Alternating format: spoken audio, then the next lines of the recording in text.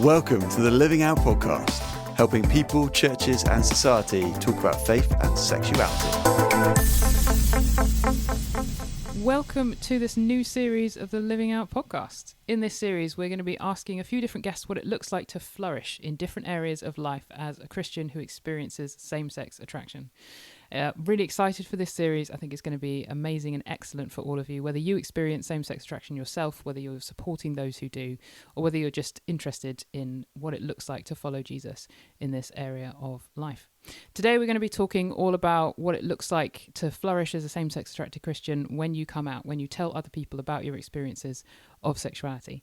And with me today, I'm Ashleigh. With me are Laura and Paul to help us talk about these things. Hello guys. Laura, how are you? Yeah, hi. Really well, thanks. Yeah, nice to be here. Good. Maybe you could tell us a little bit about who you are, where you're from, what you do. So I said I'm Laura. I am from the northwest of England. I'm currently in pretty sunny Preston which is for a bit of a change. And I'm a GP in my normal day-to-day life. Brilliant. Thanks, Laura. And Paul, hello. Lovely to have you with us too. Hello, nice to be here. Again, tell us just who you are, what you do, where you are. I'm Paul. I live in Leigh on the Solent on the south coast of England, and I'm a vicar. Marvellous. GP and a vicar. I feel like there's a joke in there somewhere, but I'm not entirely sure what it is. So as I've said, we're starting a new podcast series today. So before we dive into our topic of the day, I wanted to ask you guys, have you started anything new recently? Well, I tend to avoid starting new things, Ashleigh, because when I do, I go all in with much excitement and with great enthusiasm, like new hobbies, and go all in for a week or two. And then I have something to add to my sort of hobby graveyard, because then I, lose interest. So I try not to pick up lots of new things all the time. But what I have been doing recently, which is a hobby that I have done for a bit longer. It's not new. I really enjoy being in my garden. And with spring and it's that time of year, which is just really fun to be able to start planting things. And so my new thing for this year, which I'm really excited about, is I'm going to try and grow watermelon. Now, I've got seeds that they say they should work in the north of England, but you might need to come back to me in summer to see if that has been successful or not. Wow. That feels like I cannot garden at all. It's a miracle if I can keep a cactus alive. So the idea of trying to grow something like a watermelon, I'm very impressed, Laura. Well, we'll see. I've not done it yet. And I actually was going to do a gardening thing as well. Maybe it's because it's that time of year. My secret is that I grow rhubarb, and I really, really like rhubarb. But I grow rhubarb from seed, which every time I tell somebody this, they go, "What? That's weird." Because most of the time people grow rhubarb from a bit of another rhubarb plant that you split off and grow. I've currently got 24 rhubarb little seedlings growing in the back porch, which I hope to plant out at some point, and we will sell some of them at a summer fete later in the year, hopefully. But my wife always says, whenever anything dies in our garden, I plant rhubarb, which is basically true. So I've got about 8 rhubarb plants in our garden at the moment. I mean, there's great danger of this turning into a gardening podcast now, because I've got so many questions about growing rhubarb from seed, Paul. That sounds really exciting. Maybe another time. Yes, we'll talk later. Yeah, we'll do a spin-off of the Living Out podcast. We'll come up with a fun name for that. My new thing that I've started recently, I've started to learn how to play the piano. I play a couple of instruments, not well. I play them well enough to play in like a church congregational setting where you can get away with just knowing 5 chords. So I've learned my 5 chords on the keys as well now, and I am just trying to work out how to make that sound nice, and I'm really enjoying that. That's actually a lot of fun. And have you played in public yet? No. It's a miracle if I can find the right note for the chord. I know where I want my hand to land, but if it actually does, that's a moment to pause and glorify the Lord for that particular miracle. So no, not quite a public-facing ability yet. Well, we look forward to that first public appearance. Absolutely. Maybe I could do the little piano intro for our new gardening podcast. That would be a way to There it is. utilise the skill. Fantastic. let's get on to talking about being same-sex attracted before this goes too far.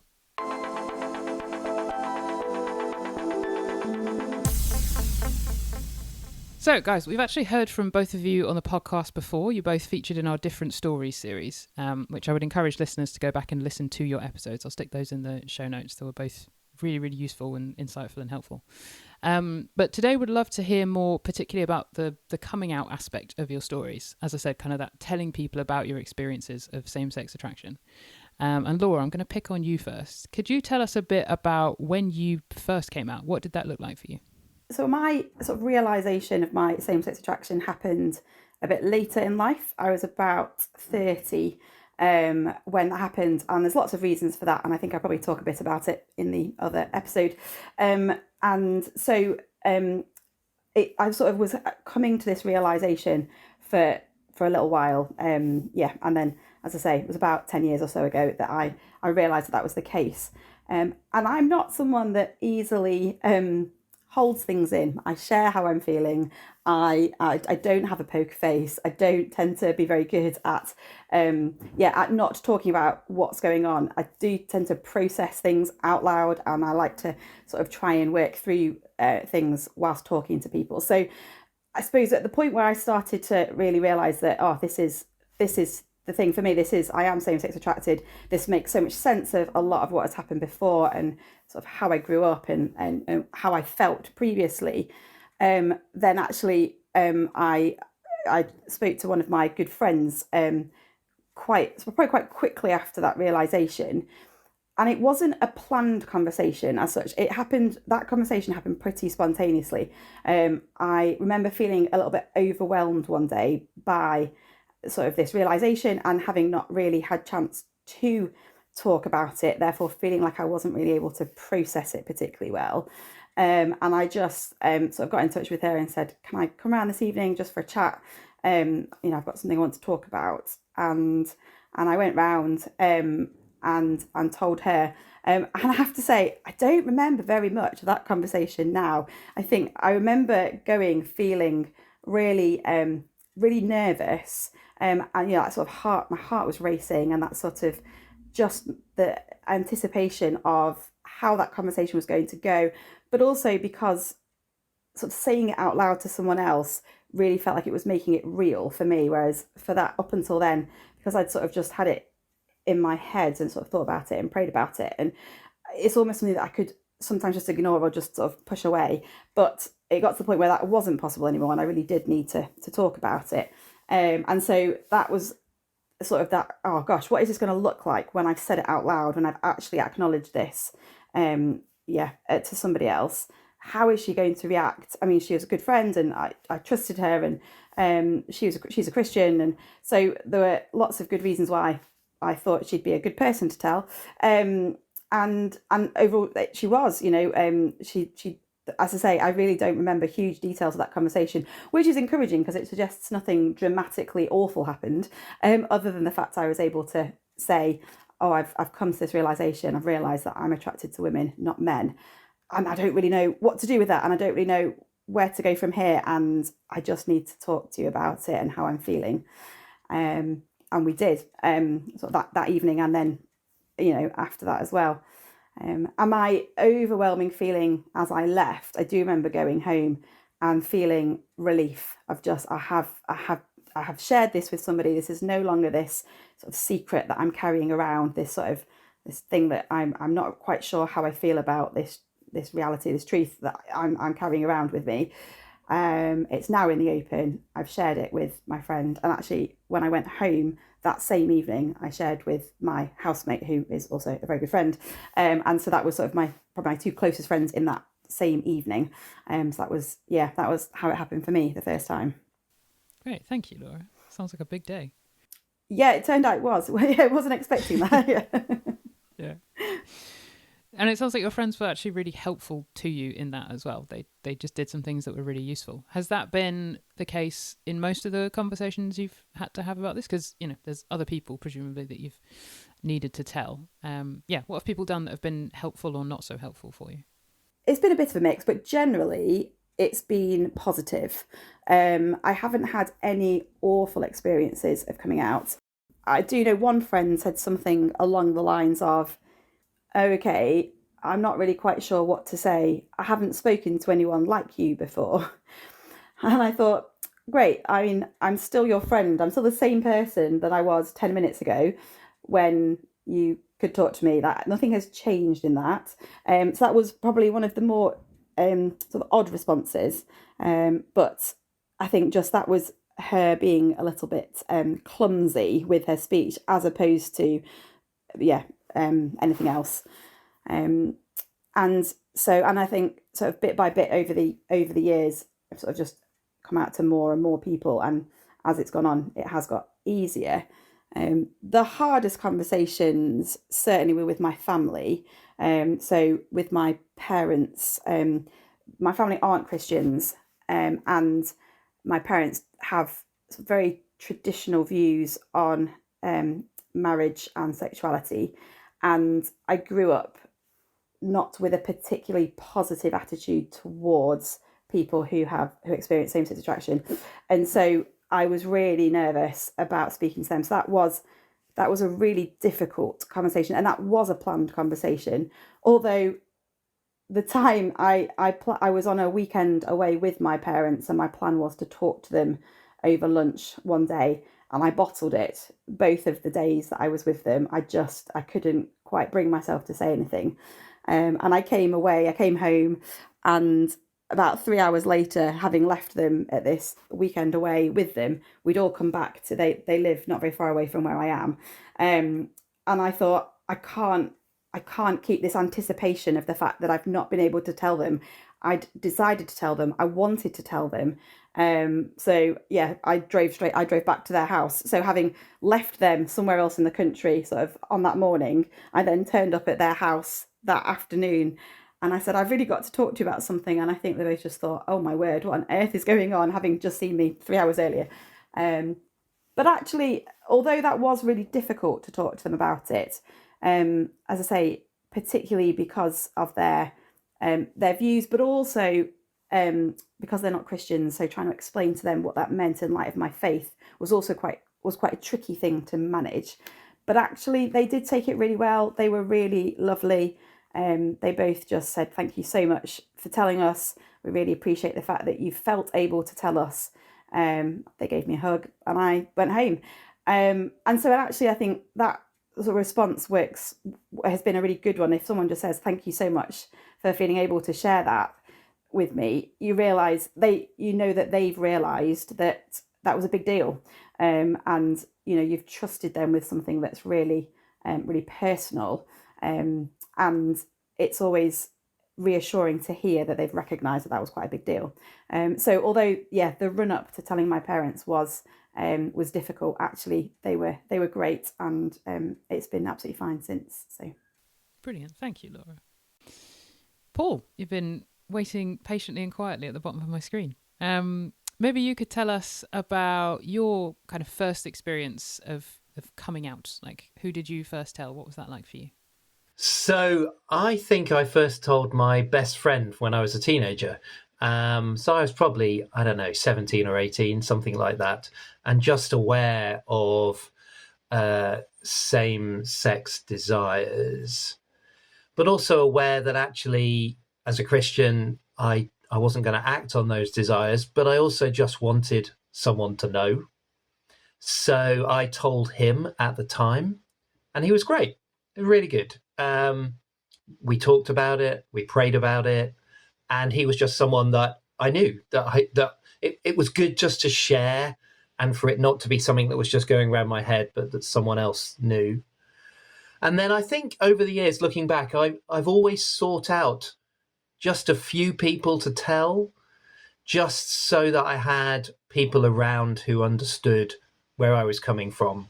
So I remember at university being very intentional about telling a guy that I met there who was a friend, who became a friend, another Christian. I just said to him, I remember saying to him, can we meet off campus sometime? Because I just want to talk to you about something. And we met in the town centre, and it was a rainy January day. I remember that very clearly. And just saying, look, I just want you to know this about me. and him again being brilliant and just saying thank you for sharing, and going from there. So I've always sort of had a few close people who've known. And if you listen to the podcast episode of my story from before, you'll know that the person who's now my wife, Beck, she knew before we got together as well, because of the circumstances that developed there too. Thank you, Paul. And I'm glad that friend responded so well to you, just that kind of positive, thank you for telling me kind of response. That's so great. Have you had a lot more conversations like that where people have been helpful and kind of met you well, I guess, where you're at? What have people done that you found helpful or not helpful? Yeah, I mean, I think looking back, I was quite choosy about who I told. I think I told people before I was publicly out, I told people that I thought I'd be able to trust and who would respond well and understand where I was coming from. The big thing for me was coming out more publicly, and that took a longer period. I think I decided probably in around about 10 years ago that I wanted to share my story more publicly. And that was because I wanted to be able to, I was having conversations with people who were same-sex attracted, but I wasn't able to share my story because I hadn't come out in that to the wider world.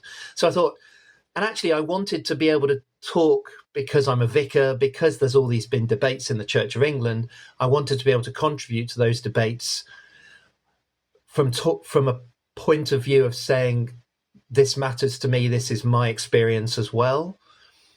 So I think I decided about 10 years ago that I wanted to share my story. I obviously my wife had to be okay with that. And I think we'll probably come back to that in a bit. But so I had to get her permission that she was okay for me to share. Then I thought I better tell my family. And my parents are divorced, so I separately told my parents. And both of them, their reaction was, "Are you telling us your marriage is over?" And I was like, "No, my marriage is fine. Don't worry about it. It's fine. I'm just telling you this piece of information about me that you didn't know previously." And I had an interesting conversation with my mum and my sister, who had both basically years ago, before I got married, had that conversation around, where do you think Paul's at? But they'd never had that conversation with me. And then when I got married to Beck, those conversations kind of died down. So I had to tell my parents, and they were fine, but as long as my marriage was okay, which it is. And then before I told the church, which is where I first came out publicly, I did it in a sermon, I told my oldest son, who at the time was 13, who I thought was old enough to know and would also be in the congregation on the day that I talked about it. So I really thought I should tell him in advance. And he was fine with it. And then I kind of told a couple of other people in the church in advance, just so that they were forearmed and ready for any pushback that we got. Thank you, Paul. I love how many positive stories you both have shared. Like, there are obviously very negative stories. I think particularly in the church, we have this reputation for responding very poorly when people come out, and those stories absolutely do exist. And I'm not trying to downplay or ignore those as well, but I love how many positive stories that you've both shared, and that has been my experience as well. It's been almost entirely positive when I've shared with people. Just, this is a part of my experience that I want you to know about, in order to, in the same way I want you to know about the books I'm reading and the instruments I now play. I want you to know me, so I want you to know about this part of my life and my experience. And people have responded really positively to me in that as well. So praise the Lord for the good stories and the positive stories that there are out there. Yeah, absolutely. Paul, I do want to ask though about that chat that you had in church, or the sermon that you gave in church. How was that received? Was it entirely positive, or was there some pushback? Well, on the day itself, I had to do that sermon 3 times because we have 3 morning services. And at the largest of those services, the second one, I got a round of applause at the end, which was nice for me. It was good, but I was very conscious that there was a guy in the congregation that day who was in a same-sex relationship himself. And I had been to see him and his partner before the sermon because I wanted to tell them what I was going to say, because I thought it was only fair to be able to share my story with him, and also just to say, look, I'm going to say this on this day. And I really felt for him at that moment when the round of applause was going on, and I know that he found that hard. And I know subsequently he moved away anyway, but he left the church. But, he and I are at different places in terms of what we think about our faith and how that affects our response to our sexualities. So that was a challenge a little bit. There was one woman who came up to me after the sermon and basically said to me, I'm so angry with you at the moment for what you've said, but can we talk about it? And I said, yeah, okay, let's talk about it. And I think a week or so later, we went out to the pub and we had a long chat. And she was angry with me because she had heard me in the sermon basically write off all gay people, in her words, that I basically said, all these people are terrible people, and if you are same-sex attracted, then you can't be a Christian in any way. And I, over the space of a couple of hours while we were in the pub, I tried to help her understand that's not what I'd said. What I'd said is, all of us have desires, sexual desires. We all have to decide what we're going to do with those. And for me as a Christian, I'm looking to the Bible and I'm seeking to shape my life around the way of life that I find there. And actually, no, you can be gay and a Christian as much as anyone else can. We differ in terms of whether we think it's okay to have same-sex relationships or not.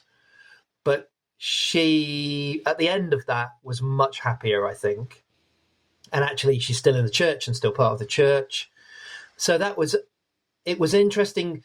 And I think probably people who preach in church get this all the time. There's what you say and what people hear, and they're not always the same thing. Yeah. And I think in particularly when you're talking about sexuality, that really matters, that people will hear something that you haven't said. And so it was good to be able to sit. I was so grateful to her that she had said, I'm really angry with you, but can we talk about it? Because there was a possibility then of restoring a relationship. And that was really good. Yeah, I love that so much. I love what she modeled there. Just that willingness to have a conversation and to,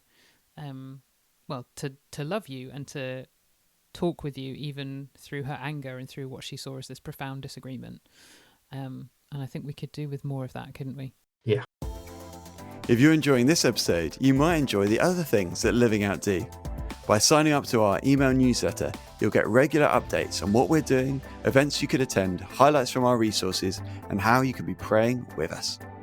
You'll find the sign up form on our website. Just head over to livingout.org and scroll to the bottom of any page. Now, back to our episode. So the three of us have had those more, I guess, personal conversations. And then Paul, you've started sharing in the last half a bit more of the kind of public coming out side of things. And the three of us have all in different ways come out really quite publicly. So I just want to talk about that a little bit. And Laura, I'll come back to you to kick us off. I know you've given speeches at General Synod, things like that. That's quite a public forum in which to share about your sexuality. How have you found that experience? How has that differed from those more personal conversations? Yeah, so it really is quite a different experience there. So, General Synod is it's a body that's a bit like the Parliament almost of the Church of England, and there are about 500 people roughly on General Synod, and we meet to talk about matters of the church and to make decisions on various things. And in the last few years, as I'm sure lots of people have heard, there've been lots of discussions about sexuality and marriage and where the church should go in terms of allowing or blessing same-sex relationships. And so, my first speech ever at General Synod was in the first particularly big debate on this topic about 4 years or so ago, 3 or 4 years ago. And I came out in my speech. Like I said, I explained my situation, explained why I felt that was a good thing. And so in that moment, I was coming out to a room of about 500 people. But because it was it is such a contentious topic, there were several thousand people watching on YouTube live stream at the time as well. And I got tens, if not, I'll say tens of messages afterwards from people that I knew, people that I knew sort of, because we had mutual friends, or they sort of knew, I knew of them because of, mutual friends, something like that.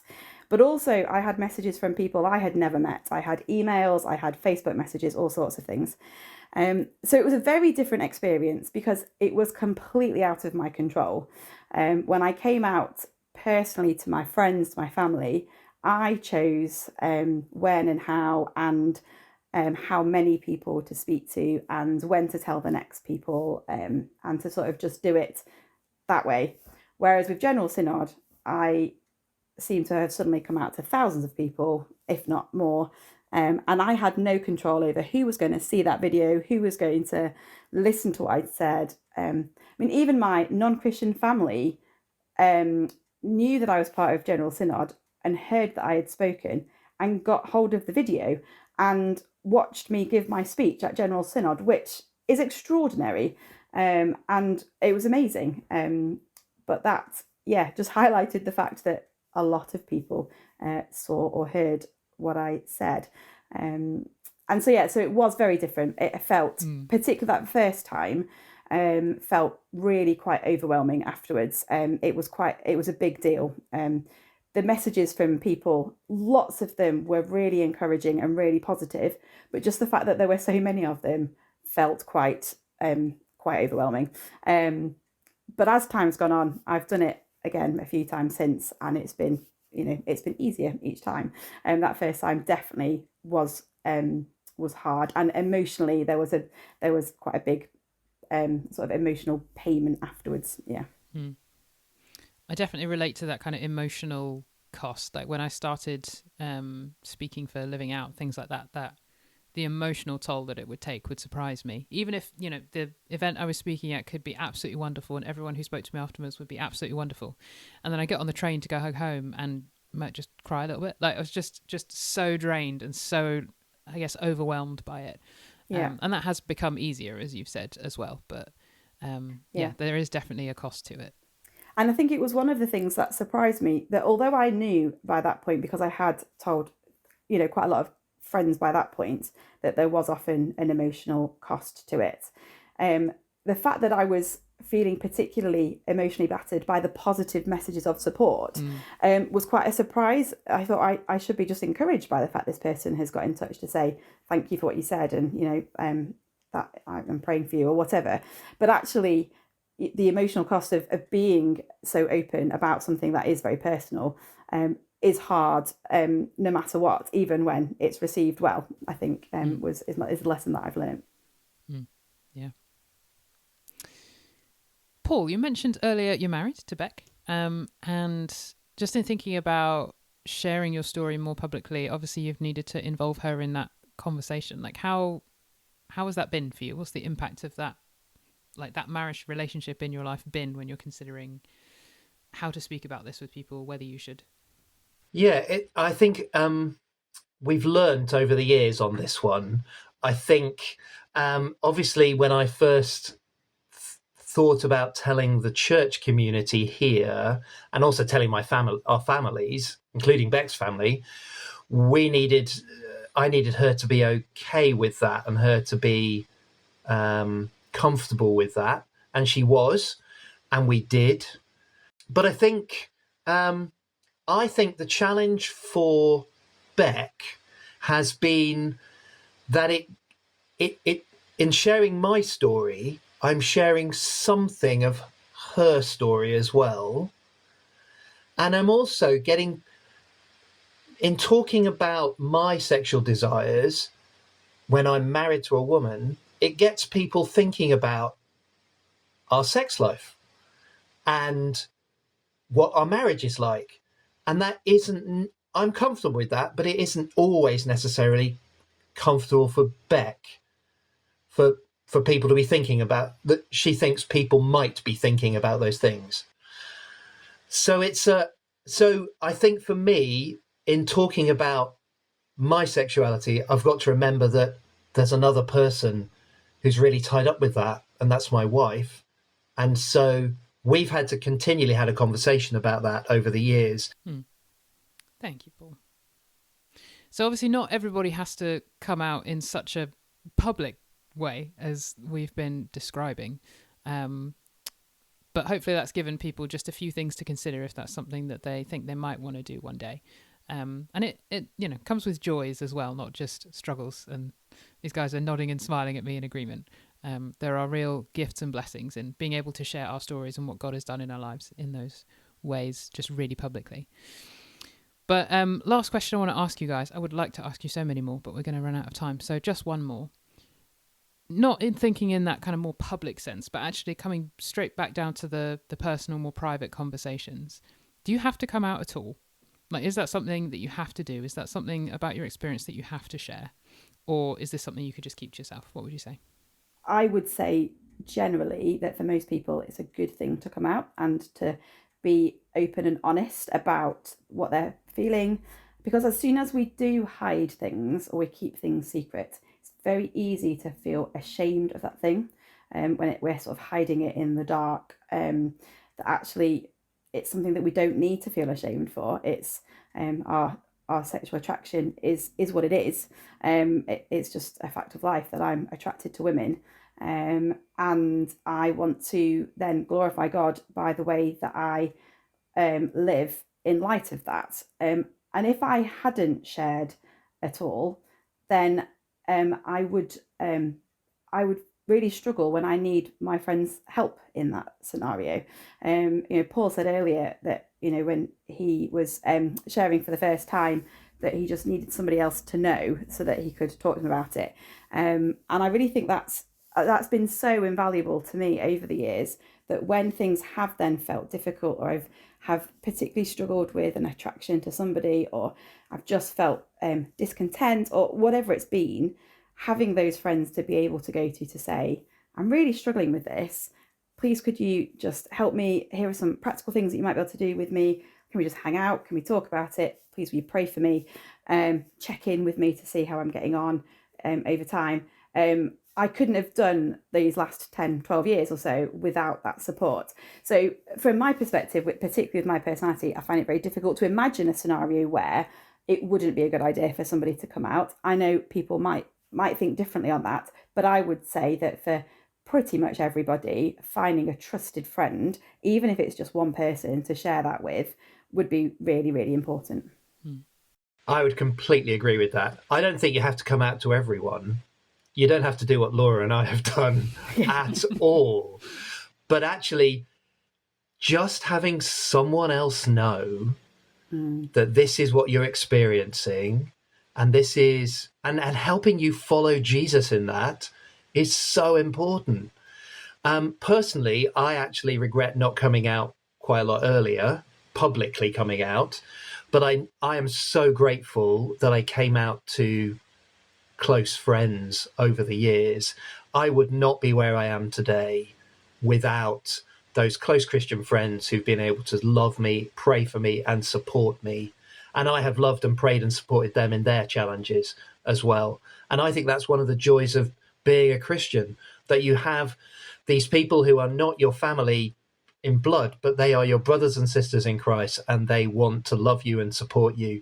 So even if it's just one person, I would generally recommend tell someone. Brilliant. Thank you guys both so much for your wisdom, for your honesty, for your stories. It's been a real blessing just to be able to sit and hear some of them in this last half hour or so. We are going to have to wrap up there. I'm very sad about it, but we can't keep people all day.